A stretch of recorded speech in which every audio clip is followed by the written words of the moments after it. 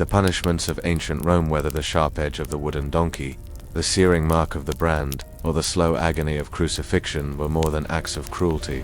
They were performances in the grand theater of power, where every sentence told a story and every scar became a public inscription of the state's authority. To modernize these methods seemed barbaric, but to Rome they were the scaffolding of order. The empire spanned continents, encompassed countless cultures, and faced constant threats from within and without.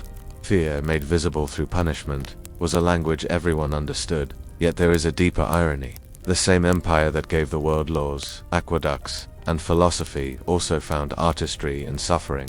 The marble ideals of justice were propped up by wood, iron, and blood.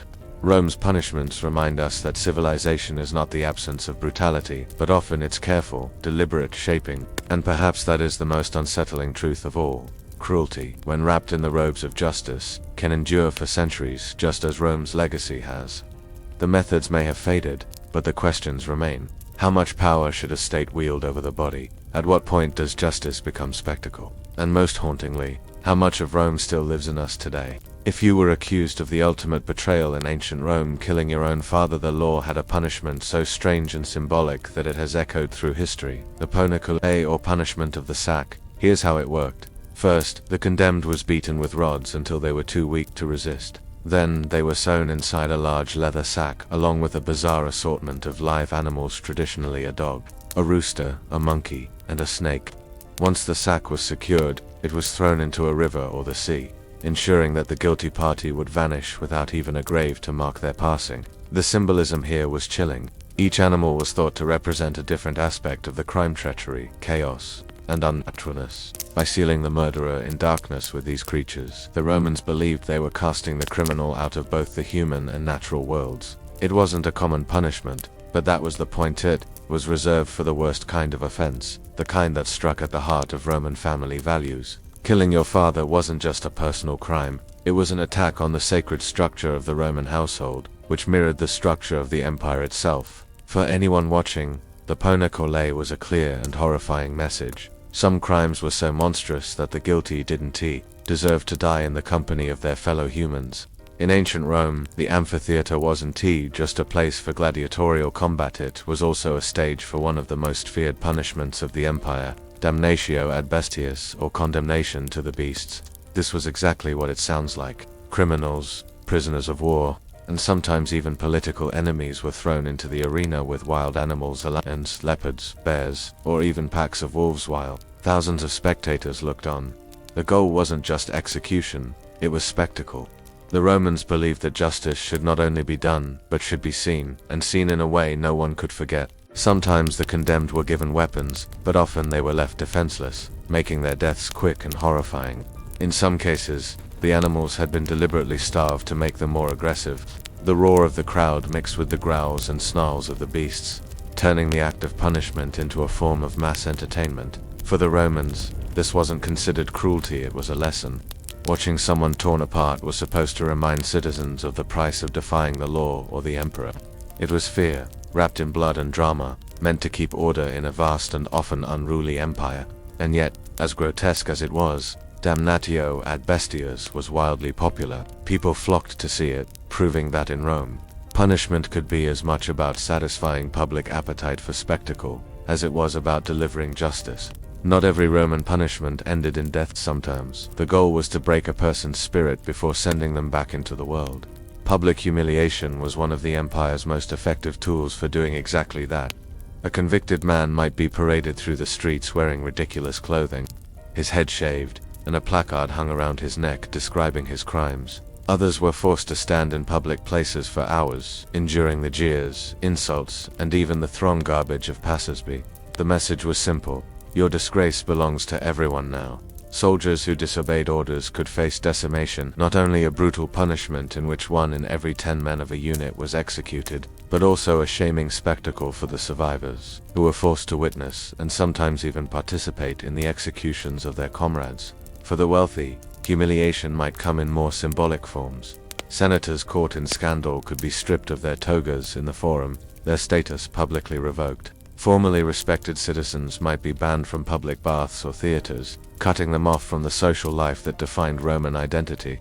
These punishments relied on a deep truth about Roman society. Honor was everything. To lose it was to lose your place in the world, and in many cases, a life lived in disgrace was considered worse than death itself.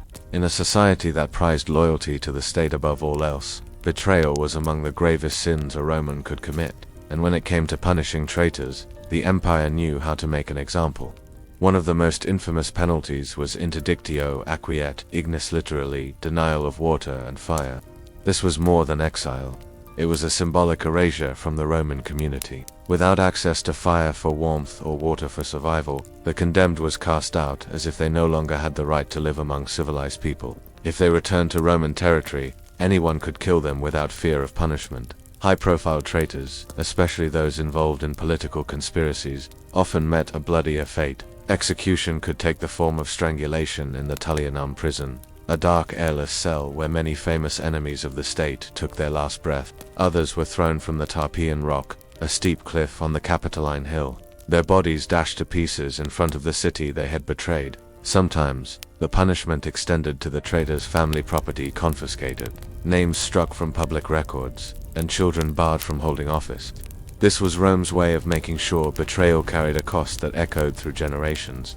For the average citizen, hearing of these punishments was a stark reminder.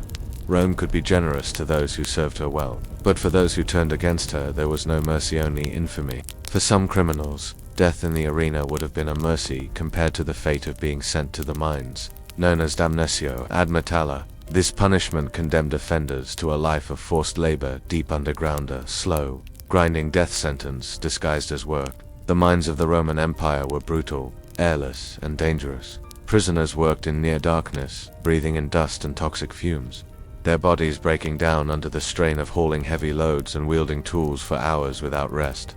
Food was scarce, injuries were common, and the average life expectancy for those sent there was measured in months, not years. This was not a punishment reserved only for hardened criminals. Early Christians, political dissidents, and even debtors could find themselves condemned to the mines. The goal was not rehabilitation, it was removal. Once you were sent below, society considered you already gone. The cruelty lay in the slowness of it. While execution was quick and final, damnatio ad metalla drew out the suffering, allowing Rome to extract every possible ounce of labor before the prisoner's inevitable collapse.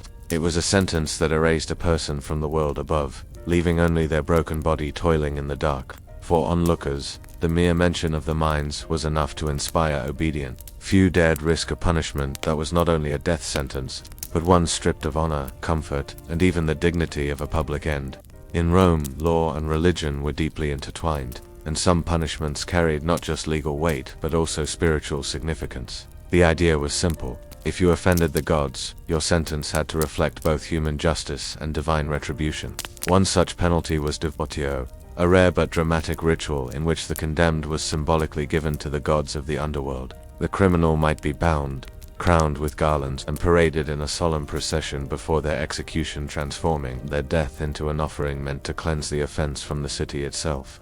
Those accused of sacrilege or breaking sacred oaths could face punishments, intended to show that the gods themselves were rejecting them. This might mean being denied burial rites, an unthinkable fate in Roman culture, as it condemned the soul to wander restlessly instead of finding peace. In extreme cases, the body could be burned outside the city walls, its ashes scattered so no proper funeral could be held. Priests who betrayed their vows often faced unique sentences. Some were stripped of their sacred vestments in public, a symbolic unmaking of their role, before being banished or executed. For Vestal virgins who broke their vow of chastity, the punishment was notoriously grim. They were buried alive in a small underground chamber with only a lamp, bread and water left to die in darkness so that their blood would not be shed directly, thus avoiding what the Romans considered an even greater sacrilege. These punishments remind us that in Rome, crime wasn't always just a matter of breaking the law, it could also mean breaking faith with the gods.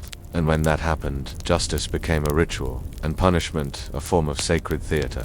Some Roman punishments were so unusual that they feel almost like dark folktales, except that they were real, recorded in the histories of the time. These rare cases reveal how creative, and sometimes absurd, Roman justice could be. One example was the punishment of a dishonest baker who repeatedly cheated customers by selling underweight bread. Instead of executing him, the magistrates ordered that he be bound to a public millstone. forced to grind grain under the mocking eyes of passersby. The message was clear: if you steal bread, you'll make bread but for everyone else. Another bizarre case involved a soldier who deserted his post during battle. Instead of immediate execution, he was dressed in women's clothing and paraded through the camp before being flogged. It was humiliation as punishment, designed to strip him of his honor before taking his life. There were even recorded instances of symbolic animal punishments. In one trial, a man guilty of arson was burned alive while tied to a stake surrounded by pine branches chosen specifically because the pine was sacred to certain gods associated with fire. In another, a thief who stole a sacred goose, yes, a goose, from the temple of Juno was tied to the animal and flogged alongside it before being banished. These strange, almost theatrical sentences worked on multiple levels. They punished the offender, entertained the public, and reinforced Rome's authority by showing that no crime, no matter how small, escaped notice or consequence. When you look at the sheer variety of punishments in ancient Rome, from sacks of snakes to lion-filled arenas, it's tempting to see them as random acts of cruelty. But behind each sentence was a philosophy, one rooted in the belief that order had to be visible, memorable, and absolute. Rome ruled over vast territories, stretching from Britain to Egypt, each with its own customs, languages, and loyalties. Maintaining control over such a diverse empire meant more than having legions on the march. It required constant reminders of who held the power. Punishment, especially when public, was one of those reminders. A sentence wasn't just about the individual criminal. It was a performance for the crowd, an act of political theater. The authorities wanted people to leave the forum or the amphitheater not only knowing that justice had been done, but feeling it carrying the image of the punishment with them, telling the story again and again. In this way, Roman justice blurred the line between law and propaganda. Mercy could be shown when it served the state's image, and cruelty could be unleashed when it served as a warning. It was a system built on spectacle, one where fear and respect were two sides of the same coin. And perhaps that's why so many of these punishments, strange as they seem to us now, have survived in our cultural memory. They weren't just sentences, they were stories, designed to outlive both the criminal and the crime. Among the many brutal executions Rome devised, the crucifixion stood out for its slow agony and public display. But in rare and particularly symbolic cases, the condemned were hung not upright, but upside down. This was more than a variation in method, it was a deliberate insult. A way to strip the victim of dignity and to turn the familiar image of the cross into something grotesque. Being inverted placed immense strain on the body. Blood rushed to the head, swelling the face and causing unbearable pressure in the eyes and brain. Breathing became difficult, and the eventual cause of death was often a combination of suffocation, stroke, and sheer exhaustion. According to tradition, St. Peter himself was executed in this manner, insisting he was unworthy to die in the same way as Christ. But for most victims, there was no such honor, only humiliation. To be crucified upside down was to be displayed as unnatural, a body literally turned against the order of the world. It amplified the shame of the execution and ensured that no passerby could forget the sight. This punishment carried a message. Rome could not only take your life, it could also take the very image of your death and twist it into a mockery. Not all executions required exotic devices or wild beasts. Sometimes, all Rome needed was gravity and a steep cliff. The Tarpeian Rock, a sheer drop on the southern summit of the Capitoline Hill, served as one of the city's earliest and most symbolic places of execution. Those condemned for treason, perjury, or other grave offenses against the state could be bound and hurled from this height, their bodies smashing on the rocks below. The choice of location was no accident. The cliff was named after Tarpeia, a Roman maiden who, according to legend, betrayed the city to an enemy in exchange for gold and was crushed under the weight of their shields. Her name became synonymous with treachery, and the rock itself a warning carved into the city's landscape. To be cast from the Tarpeian Rock was to be erased in the most public way possible. No burial rites, no quiet end, just a violent fall in full view of the capital, ensuring that the traitor's final act was a spectacle of disgrace.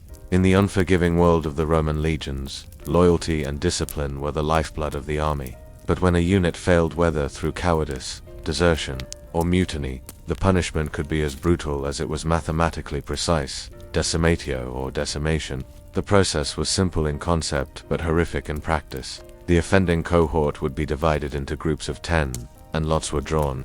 The unlucky soldier in each group who received the marked lot was executed, often by stoning or clubbing at the hands of his own comrades.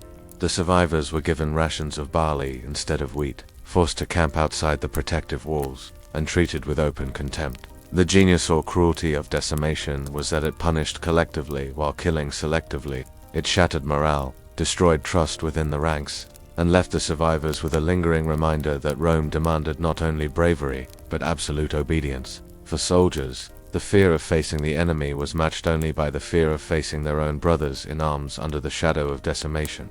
For crimes that did not warrant death but still demanded a lasting mark of shame, the Romans turned to stigmatobranding. Using heated metal irons, officials would burn symbols or letters into the flesh of the convicted, often on the face, forehead, or hands. Slaves caught attempting escape might be branded with the letters FUG, fugitivus, fugitive.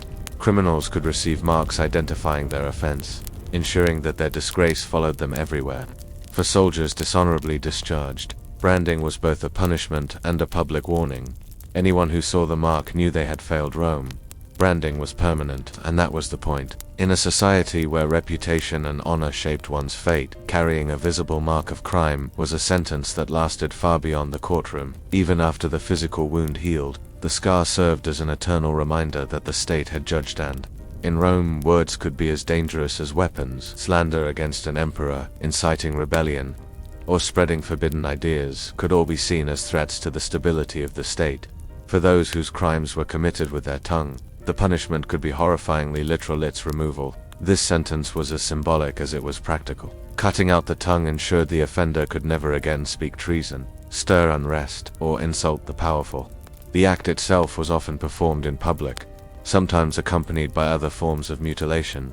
To make an example of the condemned, it was a permanent silencing, stripping a person not only of their ability to communicate, but also of a core part of their identity. In a culture where rhetoric and oratory were prized, losing one's tongue was a fate that destroyed political and social life entirely. Some punishments were designed not for swift execution, but for prolonged suffering in the open view of the crowd. The wooden donkey was one such device: a sharply angled wooden frame, shaped like the back of a donkey, with an edge narrow enough to cut into flesh. The condemned would be stripped and forced to straddle this painful edge, their legs hanging on either side. Weights were sometimes tied to their ankles to increase the pressure, slowly tearing skin and muscle. The agony could last for hours, even days, depending on how much cruelty the executioner wished to inflict. While this method was not as common as crucifixion or beating, it served a similar purpose: to display the suffering of the offender as a warning to all. In the marketplace or public square, the wooden donkey became a grim spectacle, ensuring that the memory of the punishment would linger as much as the physical pain itself. The punishments of ancient Rome, whether the sharp edge of the wooden donkey, the searing mark of the brand, or the slow agony of crucifixion, were more than acts of cruelty. They were performances in the grand theater of power, where every sentence told a story and every scar became a public inscription of the state's authority. To modernize, these methods seem barbaric, but to Rome they were the scaffolding of order. The empire spanned continents, encompassed countless cultures, and faced constant threats from within and without. Fear, made visible through punishment, was a language everyone understood. Yet there is a deeper irony. The same empire that gave the world laws, aqueducts, and philosophy also found artistry in suffering. The marble ideals of justice were propped up by wood, iron, and blood. Rome's punishments remind us that civilization is not the absence of brutality, but often its careful, deliberate shaping.